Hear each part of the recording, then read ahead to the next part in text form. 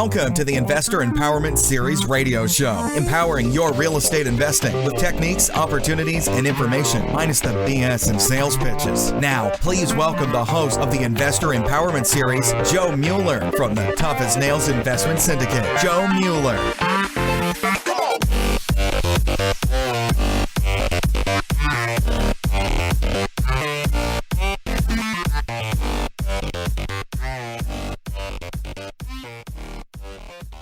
Welcome to the Investor Empowerment Series radio show, episode 11. Yeah, that's right. I made it one more than 10. Today's guest is Jerry Tuzil, one of the founding partners of ProfitFromRentals.com and Blue Star Capital Lending. Jerry's been in the real estate business for 30 years. He's done over 300 deals in the Chicago area in the last 6 years and discusses the importance of due diligence when evaluating properties, offers insight into the current real estate market, and his opinion of where we're at with the current cycle, as well as the importance of building a team and having your funding in place in advance.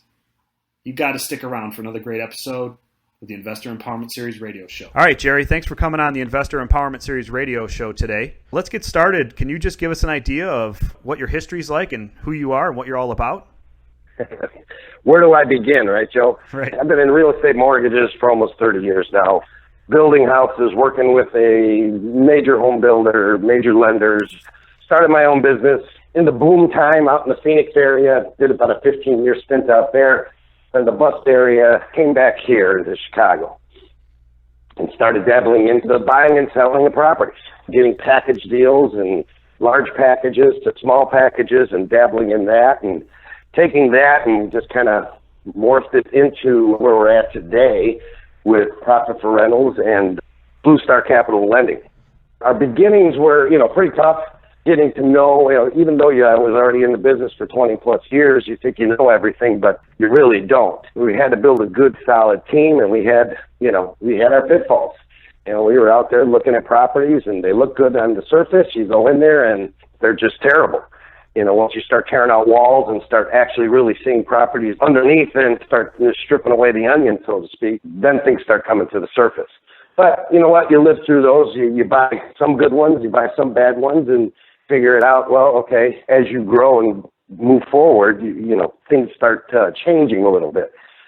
But building a team, I would think, is the main key. I can analyze a property upside down and backwards with or without the MLS or anything that's really needed. But again, that comes from experience. But, you got a lot of these new people out there that are just, trying to figure out, okay, they go on Bigger Pockets and they go on all these different sites and say, or buy the books or buy the tapes. And, they all tell you how to do it. It's really up to you to go out and do it. And right. Building a good team is huge. Absolutely. Being able to say, and then I'm not just talking about a lender. I'm not just talking about a contractor or a realtor or a property manager. Property manager is key. You could always find a contractor and a realtor to get you the property, but if you can't rent it out and stabilize that property and make sure that everything's going smoothly after it's all done, you're dead in the water. Sure, absolutely. And flipping, again, it's just finding everything in the right aspect to make it fit. Like I said, some you're going to buy good, some you're going to buy bad. It's just, it goes with the territory. And even if you're doing it for 10 years, you're still going to get those dogs that say, oh, well, you know what? I lost $2,000 on that property, or I only made $2,000 on that property. Oh, well, chalk it up to experience, jot that down in your book, and hopefully when you come across it again, you'll know how to get over that hurdle.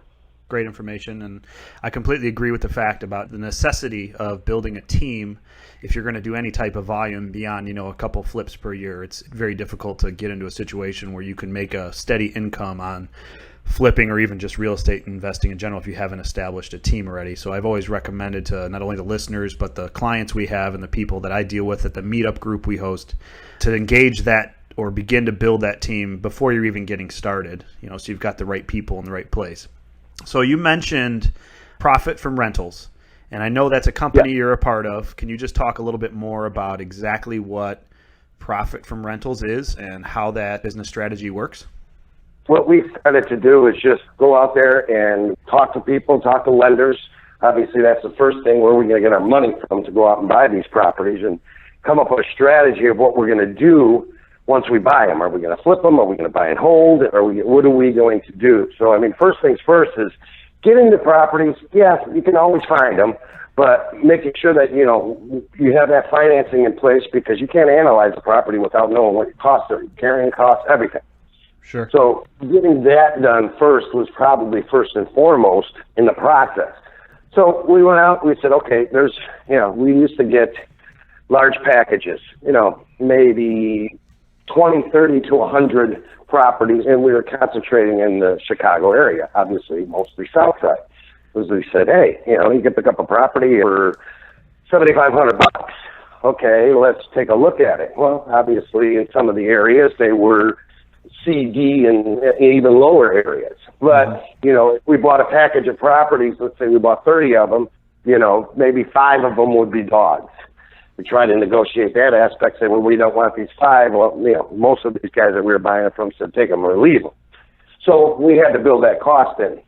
But again, if you're picking them up for, instead of $7,500, now you're buying a package of 10 or 15 and you're getting them for $5,500, you can absorb those costs somewhere down the road. Sure. Really, we were just kind of, you think about it, you've been in real estate for 20 plus years and now you're green, right? Starting at doing this in areas that being from the area, are not the greatest of areas. And now, okay, what do we go through? The pitfalls, the ups, the downs, the securitizing, the security of the property. Once this is in, should have put that furnace in that property in the beginning, because now we went there the next day and it's gone, right? So you go through those types of things. And what we got lucky in doing is in the beginning, we kind of had a book of business, so to speak, of investors that said, okay, we're looking for, whether it's 1 or 20 properties at a turnkey investment of X.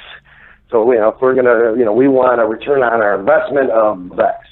So it was kind of beneficial for us that we kind of already had a book of business built in, just from being around a long time and saying, okay, let's fill these needs. So again, it was, all these people, like on Bigger Pockets, just so to speak, is saying, I want a turnkey investment property. Well, we had a book of business already built in of these people saying, we don't have the wherewithal to do it. Most of them didn't even live around the area. Can you provide us this? And again, being in the business, we all said, sure, absolutely, we can do this. Not a problem. But again, once you start going through those pitfalls of being green, actually, when you're buying that many properties and flipping that many properties at once, whether it's 3 or 5, that's a lot when you're first starting out. So we were kind of lucky in that aspect. But for the onesies and twosies guys, it was the same. It doesn't matter. If we're flipping a property and giving a return on investment, that works perfectly. Because, again, we have to have all aspects in the line. Because, again, these people are from out of town, or even if they're in their backyard, we still got to have the construction side, we still have the real estate side, we still have the property management side to make sure we're turning a turnkey property. So we're not just a lender. Oh, here's your money, good luck. Or we're not just a real estate company. Oh, here's your property, good luck. Or we're not just a contractor that says, okay, we'll finish your property, good luck. We kind of took all aspects and basically encompassed it into one company, which is the profit from rent. Okay. And so we grew it from that aspect. So you guys are a turnkey, essentially a turnkey rental provider, right? You're handling the acquisition, the valuation, the repair, and obviously handling the management of the general contracting side, and then you're placing a tenant and handling property management as the front end, and on the back end you're providing an asset to a client who's you've already kind of pre-vetted on what their needs are from what I'm hearing from you. Correct. And selling them the property as a passive income based investment. Correct. That's awesome. I heard you say a couple times about evaluation of these larger pools of assets. Are you getting, or were you getting, like REO tapes and things like that were already in foreclosure or had gone to the REO stage from banks direct?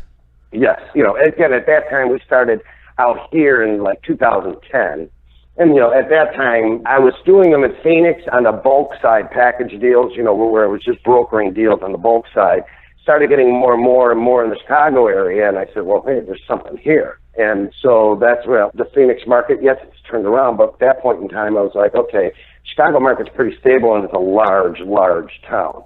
And it can absorb some of these hits better than a smaller metropolitan area. Sure. So that's why we kind of, we were doing those tapes, had big tapes, and all of a sudden they started giving us these and turned our heads. So I kind of broke off from doing the bulk sales because it's a lot of work.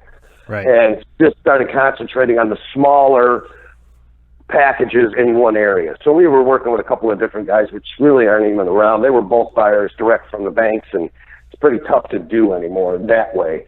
Most of the stuff has all been weeded out already. I mean, a good majority of it anyways.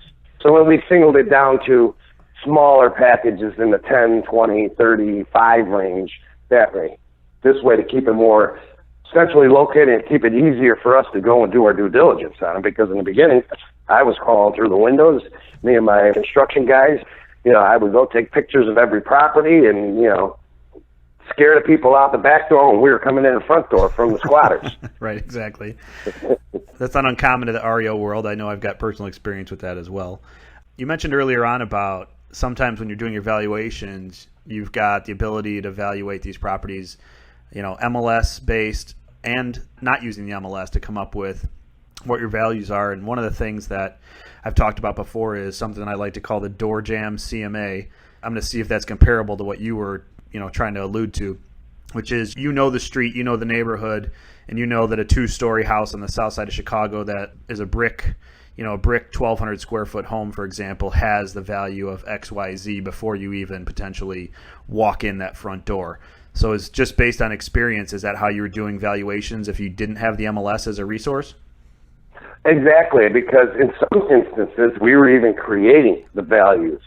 My partner, Justin Erickson, he's a big analytical computer genius type guy, right? So everything he does, he says, well, I can compute it and make data out of it. I said, okay, great. I'm the boots on the ground, type person, but he's the analytical side of it. And, he says, well, geez, if we can analyze this and analyze that, I said, okay, great. Go do your thing and give me the numbers. He does this thing very well.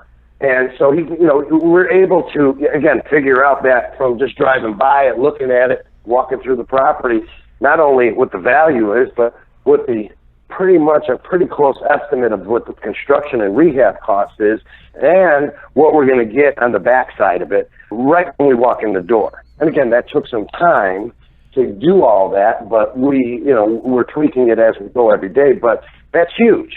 Now, again, like you said, we can walk into a property and say, okay, he has it down to knowing it almost within a couple $1,000, besides anything unseen, how much it costs to rehab the property, just by the square footage and the room sizes and, all that, saying, okay, you said the 1,200 square foot property is going to need $42,000 in rehab.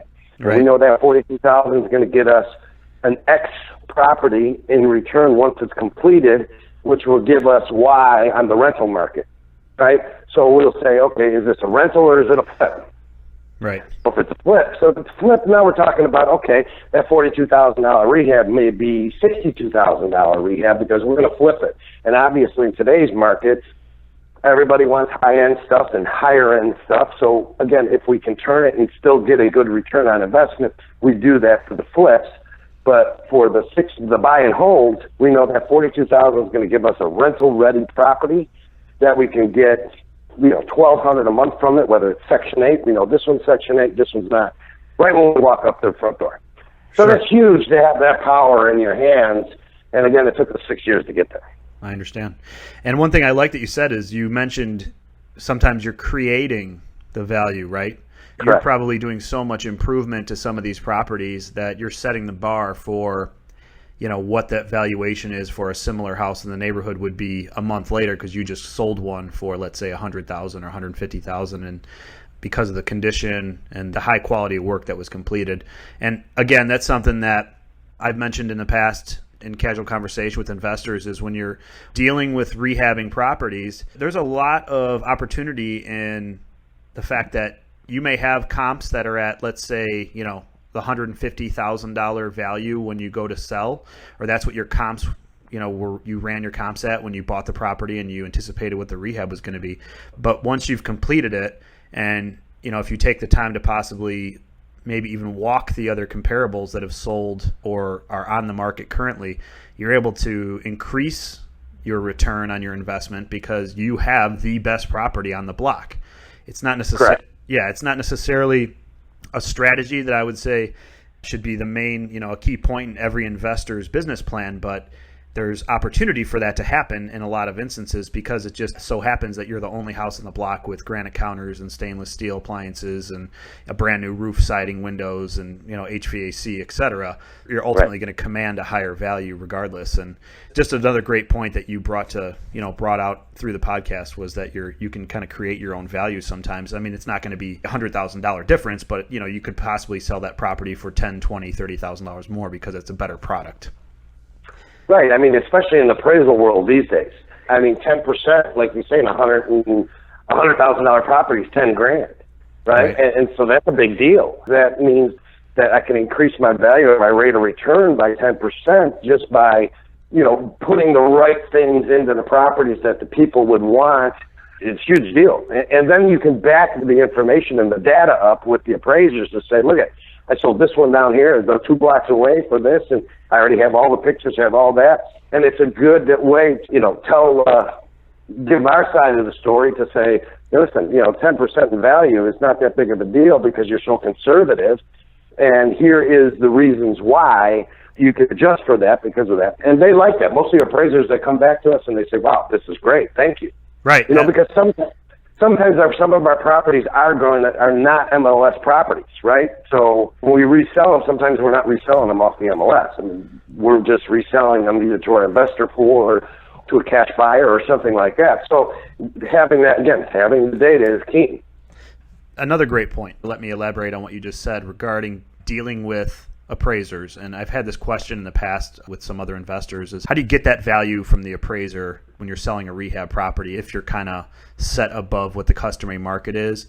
And it's not going to work every time, but one of the points you hit on was essentially providing data to that appraiser that's going to be going to the house and taking his photos or her photos and calculating what the value is and showing them the amount of work and improvement that's been put into the house and why that value is justified.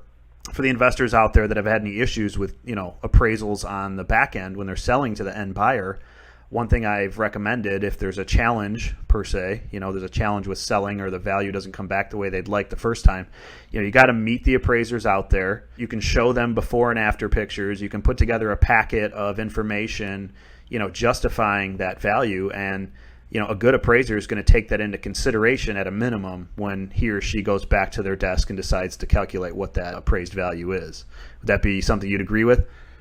Oh, absolutely. Again, we're not talking about 20, 30, 40, 50%. We're talking in that range of maybe 5 to 15%, which is huge on your bottom line.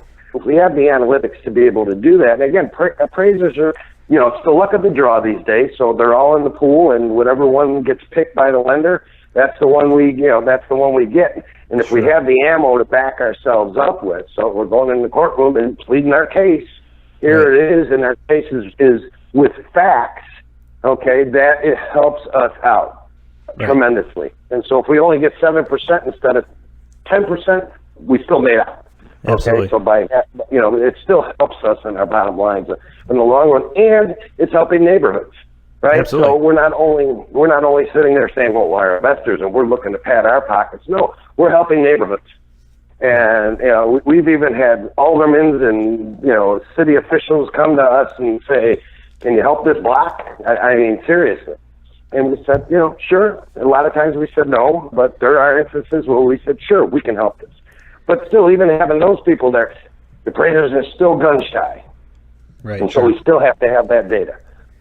So when you're dealing with the city of Chicago and you have an alderman or some type of city representative that may come and discuss anything with you, have you ever dealt with anything where they're actually willing to kind of give the property away, or dealt with like that Chicago land bank situation where... We actually started a nonprofit side of our business. Okay. Okay, and we get donations. We get donated properties. Great. That come, and then we'll put them into our nonprofit side.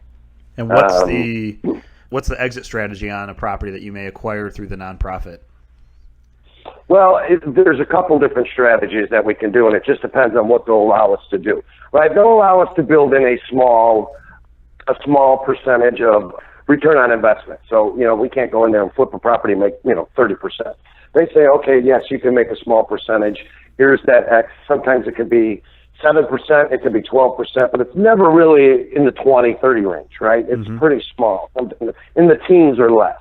And we analyze the property, whether we want to take that on for them and do that. And so our exit strategy can be, we're starting to talk about actually donating these properties, or actually not auctioning them off, but it's something new that we've been doing, but we saw the need for it because even some of the lenders that were out there saying, we can donate these properties. So, okay. And again, we can do it the same way where we add our profits in there. But again, we're starting to talk about saying, okay, so can we put together a nonprofit strategy where we're getting low-income housing people in there. We're working on financing them for them, so we're turning them and saying, okay, we'll take this $100,000 property, and we're going to get it donated, and we're going to fix it up and put all the nice stuff in there and give it away to somebody who can afford a property that's maybe in a $150,000 neighborhood and give it to them for $100,000. Wow. Right? So those are some of the things that we're working on doing. The whole thing is about being flexible. And when you're starting to grow, and again, it's hard to say in our world as far as because we grew so fast, when we were just timing was everything. You got these smaller guys that can still benefit from what we're doing by taking and utilizing our analysis and our data and our team and being able to come together and say, okay, great, I've got this whole team behind me. Right? You bring us property, okay, great. If you can do it, we'll finance you for it. We'll give you the construction crew for it. We'll rent it out for you. That's fine, great, not a problem.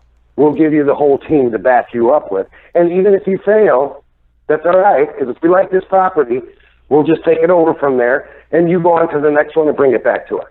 We'll almost partner with everybody. Okay. How many deals would you say you guys have done in the city of Chicago since you got started in 2010? Oh, my God. What was the count? Jeez. Probably I would say over 300. Wow. So 300 rehab-type situations where you either flipped or converted it to like a turnkey rental situation? Correct. And we have currently 80 right now that we are managing. And we write up anywhere from, I would say, 10 to 20 properties a week we're writing contracts on all the time, if not more. So you're submitting offers on 10 to 20? Yes. Okay. Why don't we talk about that just for the benefit of the investor? Is there any strategy you guys are using on that side to try to increase your acquisition side? Any tidbits of information that might be beneficial for someone to know?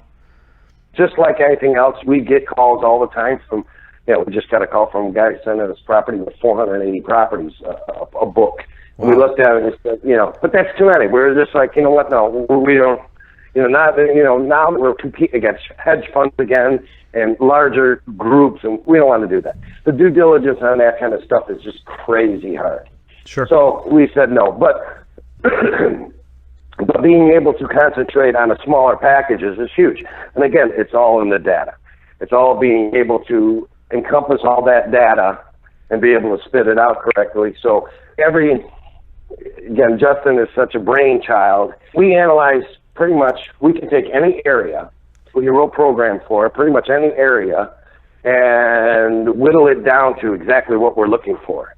So we can take an area, whatever, doesn't matter if it's Elton or if it's New Lenox, and we have analytics that we run every night, right? And we have overseas guys run our analytics every night. Every night they spit out the properties that fit our analytics. Okay. And so once they fit our analytics, then we write up the contracts. Obviously, we have boots on the ground to go look at them, and we analyze it. And if it fits our strategy, then we write the contracts up. So we're starting to break out into different areas, into different sections of the city and sections of the suburbs, all those places. We can run those analytics based off of what an investor wants to see on a rate of return, right? So if it's 2 stories, and we broke it down from single levels with 1 bedroom, 2 bedroom, 3 bedrooms. Well, we didn't do 1 bedroom. We started at 2. And with 2 bedrooms, with 1.5 baths, with 1 bath, with 2 baths, with 3 baths. I mean, we broke it all down, and we have guys overseas every night going through the MLS in areas and saying, okay, here it is. Pretty much every new listing gets looked at every single day. Wow. By our crew. That's impressive. So one thing you mentioned, and I think it would apply to not only the guy or the gal who's doing their first flip or somebody like you who's doing their 310th flip. it sounds like you're doing some reverse qualifying for the buyer as well. Like you had mentioned, you're receiving a contact from, let's say, a potential end investor who says, yeah, I'd really like to see a 10, 12, or 15% rate of return. I'm assuming this is how it works. I've got, $500,000 in capital to deploy, whether it's going to be leveraged or not. I mean, that's a conversation we can get into in a minute. But so you're actually qualifying the buyer up front that's going to end up with that property as well, and then kind of placing and locating property based on your own numbers, so you guys have a profit margin built in, and then the end investor receives that return they're looking for. Correct. And I think that the reason why I brought it up is it goes into play about what we discussed earlier as far as maybe rehabbing a property, quality of finishes, over-improving, adding a second story, for example. As an investor who's experienced or getting started, you have to know who that end buyer is going to be, right? It's not going to make sense to, depending on the community and the neighborhood, to buy the smallest house on the block and add a second story and a 2-car garage to it, unless that's the type of buyer that's moving into that neighborhood and you're seeing that transition occurring in the process. Correct. So that's great. So since we kind of touched on it, you mentioned at the beginning of the call about Blue Star Capital Lending. Can you talk Correct. a little bit about what that arm is of your business or how that works? Since we've been doing these for so long, and we were just like everybody else out there trying to find money, and we found it. And some of it wasn't cheap, and some of it still isn't cheap.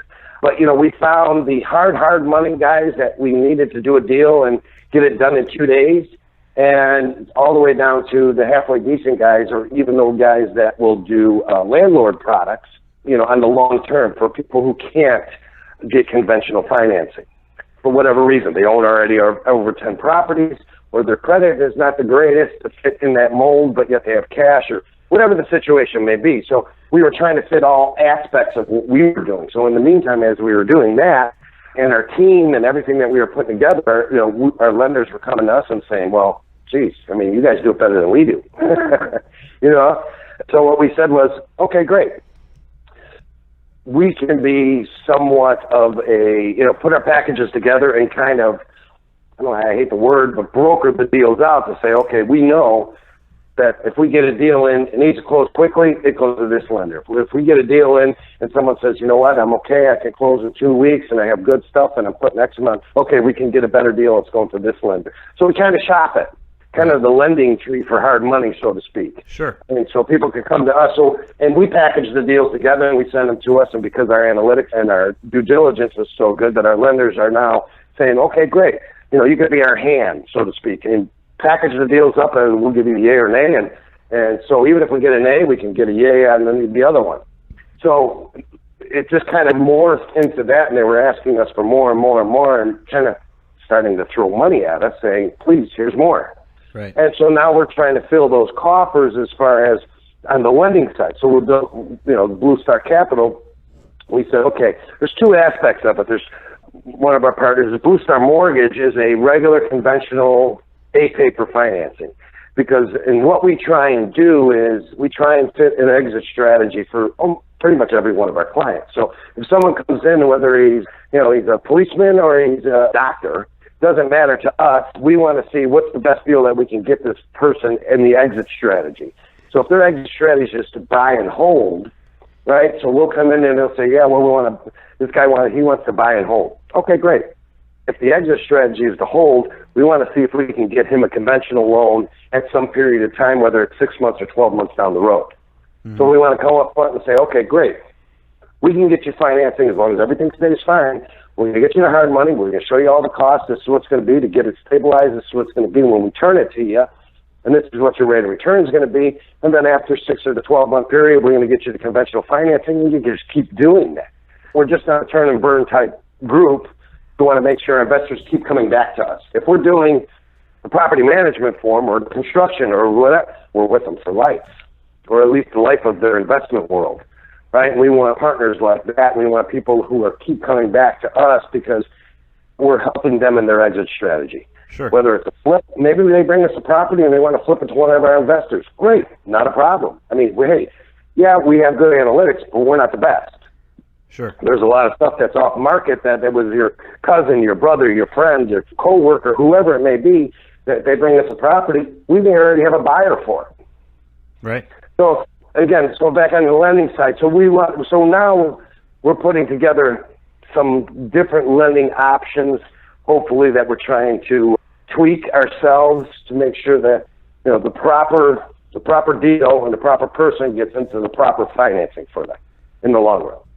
And so it's worked out, and again, they keep coming back to us and saying more and more. So we started this division to help that side, to help the financing, to help the onesies, twosies, to anybody out there to come to us and get the financing done.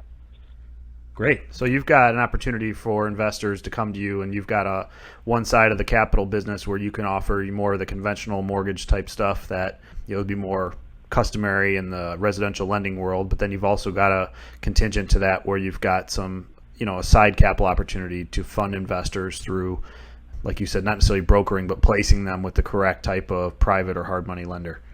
Right. And even our finance, we are doing financing ourselves. So we'll look and analyze the deal, and if we like the deal, we'll do it ourselves as well. Okay. No, that's awesome. I just want to touch on something based on your experience, being in the industry for so long.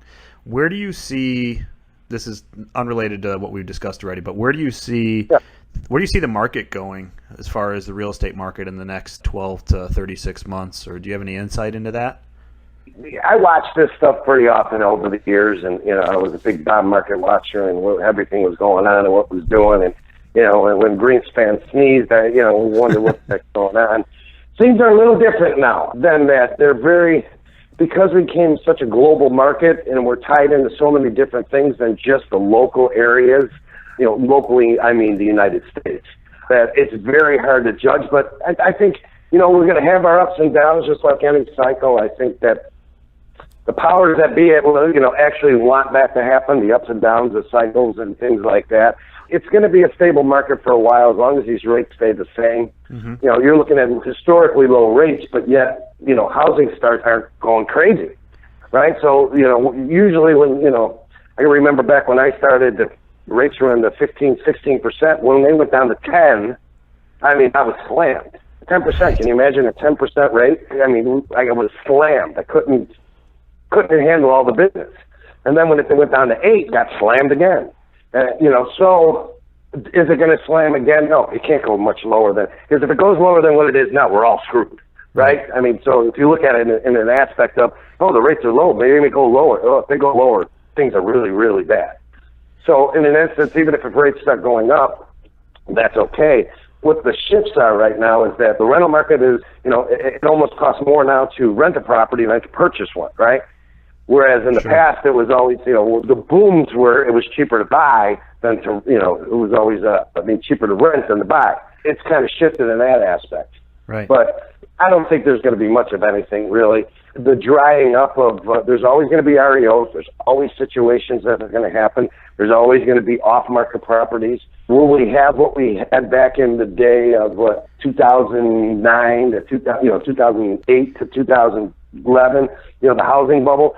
Doubt it, because the starts aren't that great, right? But there'll always be properties out there. Sure. And again, even if rates go up, it's okay. It's the cost of doing business is what you have to look at it. Sure. Okay? And so instead of a 12% return on money, you're only going to get a 7. And the good ones the onesies, twosies that you just happen to stumble over, the needles in the haystack, those are going to be the 12s. So I think it's very cyclical, but I don't think we'll see a big housing bubble again for a while, unless everything just the total whole global economy just totally collapses. But if that even happens, it's not going to matter because the properties aren't going to be worth anything anyway. So, right. You brought a lot of insight to that question, and some of the propaganda going on right now I won't call it the media, because the media is just constantly pumping, positive crap into the listener's world, essentially, about how great everything is and how the market's just booming again, or it's, emulating what we saw 10 years ago, for example. But on the side of that, I've been hearing a lot of, it's going to crash again. It's going to crash again. Be careful. Wait, 2017, hold on to your hats, because we're going to see another dip. And I can't say for sure with absolute certainty, obviously, as I highly doubt many people could last time it happened. But, your insight's right. And I think based on what, we described and talked about today, is if you're going to buy right on the front end and you're going to finance correctly at these historically low rates, and you're into this business for the long term, buy and hold, it really shouldn't matter to you anyway, because you're going to be collecting your rent. The rates can't get any lower. It's not going to flood the market with more buyers per se. If something does happen, you're always going to have that awesome low rate that you've financed on your properties, and have the ability to collect rents to cover that nut, and continually find tenants. So that's a great point. Well, even if you lose some value in your property, let's say you lose some of the equity value, the rental value is still there, right? So you're still cashing in on that. So again, if you buy a property for $50,000 and it's worth $50,000, just hypothetically, right. But you're getting $200 in positive cash flow a month. Okay, even if that property value goes down to $40,000, you're still getting that $200 in cash flow a month. Right. So again, if you look at it and keep it in a long-term type investment, I just lost $10,000 in equity. Well, okay. So obviously you can equate that $200 a month to $2,400 a year. In 5 years, you just made up that $10,000. Mm-hmm. So it's what your strategies are doing. If you're buying flip guys, that may hurt you a little bit based off of getting it at the right point in time or getting it at the wrong point in time. Your cash flows are still your cash flows. Bottom line, those are that's really what it's all about. Things.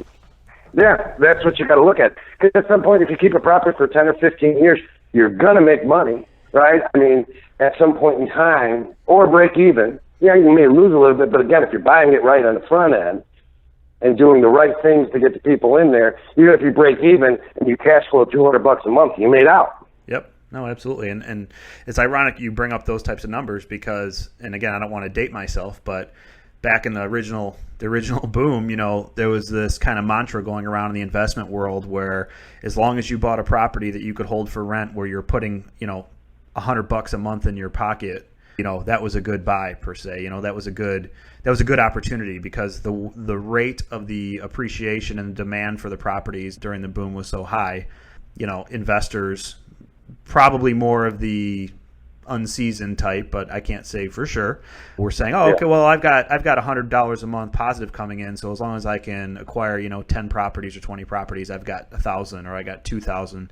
And some of the reality that is that's not necessarily the best way to structure your investment strategy because you are taking a risk should a water heater go out or some type of capital expense you weren't prepared for, or even just 1 month of vacancy. You're losing your whole year of your net income for that property. Right. But based on what we're seeing now, we're still seeing great pricing on a lot of properties, though there is value increasing. Supply is going down a little bit. The demand is still there, and it's probably increasing. That's why you're seeing all the late night TV commercials coming back on again, and all these marketing for these courses, and a lot of people jumping back into the real estate game as they have been for the last few years. But that doesn't mean that there's still not great opportunities out there. And as you said, there's always going to be REOs. There's always going to be off-market deals. I do, again, what I initially hit on was that positive insight you provided, which was, even if we do see something, it's going to be minor. And if you're buying right and your exit strategy is to hold it for rent, or you're prepared to do that, and you've got a couple $100 coming in, you're still in a safer position right. should something happen. And a good instance of just thought of me again is knowing where the market's going to go up or down or change. You look at the housing starts, right? Housing starts have been they go up a little. They've been pretty flat for quite a long time, okay? Which means that if this housing starts are flat, well, you know what? That means people are still buying resale, still buying, those properties are still going to be turning. When you start seeing an uptick in that, then maybe you can think, okay, all right, where's my strategy at now? Because in my area, there's a 200 subdivision going up, a 200 home subdivision going up down the street, but you still see housing starts pretty flat, which means that resales are still going to be strong. Okay, great. No, that's great information. One question I like to ask all the guests is, could you give an example of like a common pitfall, or based on your experience, maybe some unexpected problem you've dealt with where you could offer some advice, maybe we'll call it preventative maintenance, and based on your 30 years in the market that, you could bring to the table for the listeners? We jumped in at full force, having the backing and the knowledge for the years, not the backing, but the knowledge over that. I was pretty safe of saying, even if I fell flat, I'm okay. I'll bail myself out of it. So, don't go into it full force. Don't go into it with, I want to buy 10 properties in a month.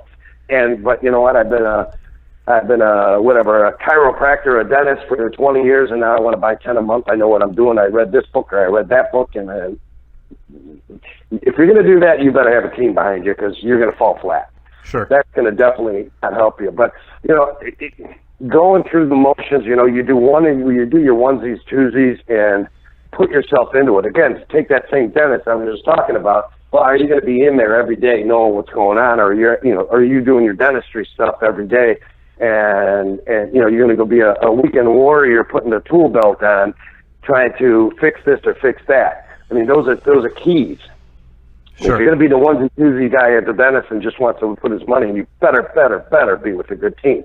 Sure. Otherwise, yeah, you know what? Because even some of these guys that are onesies twosies that are going to be doing it on a daily basis, learn all you can. Because again, even a guy like me that's been doing it for 20, 30 years, I still fell flat. I still took a couple bumps, and that's from taking on too many properties, or even taking on one or two and not analyzing it the correct way. Or thinking, well, I know what's going to happen. I know what to do. But the unforeseen is what you got to kind of cushion for. Is the unforeseen? Sure. What's the unforeseen? Even if you're buying that same 1,200 square foot property we talked about earlier, what's the unforeseen in here? Well. Again, if you're in the city, what kind of piping do I have in the basement? Is it, how old is it? Is it, I bought properties in the 1890s, right? So there's properties built in early 1900s in the city. You still got those steel pipes down there that are probably brittle or broken. You don't know until you get into it. So you have to adjust for those kind of things and make sure you're buying on the right aspect of it. Because worst thing that you could do is, put lipstick on a pig, right? And then all of a sudden, what are you doing? You're in there every weekend fixing this. You're in there every weekend fixing that. Right. And that's terrible. So, great insight. And what I heard from you is, have a plan, have a team, but also be realistic, right? I mean, it's great everybody wants to have 10, 20, or 100 properties that maybe are providing a solid rental income for them, but you have to be realistic, and you can't ramp up to a point where it's out of control and you're just not prepared to handle that type of situation. I think that's a good point to bring forward. So I've got 2 more questions for you, and then we'll wrap this up. Next question is, do you have any book or podcast, website, educational source that you could recommend to listeners that has provided some guidance for you in your career? Been using Bigger Pockets over the time frames, and that seems to be, you get a lot of good insight from all different aspects, right? I mean, from everything, from the guy who's been there forever and ever and ever to the newbie. And I still learn, I'm still learning, and it'll help me go into different areas, what different areas are doing. So let's say I want to, we're starting to open up into southern Wisconsin. So we're opening up in southern Wisconsin, and so now I'm, being able to talk to people out there and finding different areas and educating myself on different areas and what to look for and what not to look for and those kinds of things. So that's key.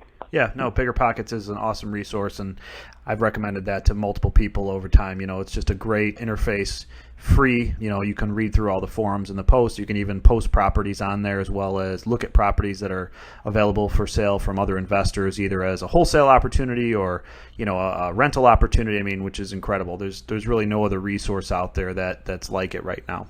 All right, Jerry. So again, I just want to say I appreciate you taking the time to interview for the podcast today. It's been an awesome interview, a lot of good information from a very experienced veteran investor, technically, nationwide in the U.S. market. What's the best way for our audience to get a hold of you or the companies you're affiliated with to maybe get some questions answered or work with you in the future? You can call me direct anytime. 2 numbers. Cell number is 480-250-3118. Okay. That's the best way to get a hold of me. And you can also go to our website at www.profitfromrentals.com. Great. Yeah, and I've actually been on there. I think that's how we initially started conversing at one point. So your best contact number is 480-250-3118, or visiting the website at www.profitfromrentals.com. Is that correct? All right, great. Yes. Thanks again, Jerry. We'll talk soon. Joe, thank you. Thanks for listening to another episode of the Investor Empowerment Series radio show. Be sure to tune in next week for another empowering episode. We welcome your feedback, so please rate us on iTunes and Stitcher, and visit us at www.investorempowermentchicago.com or tennisgrouprealty.com.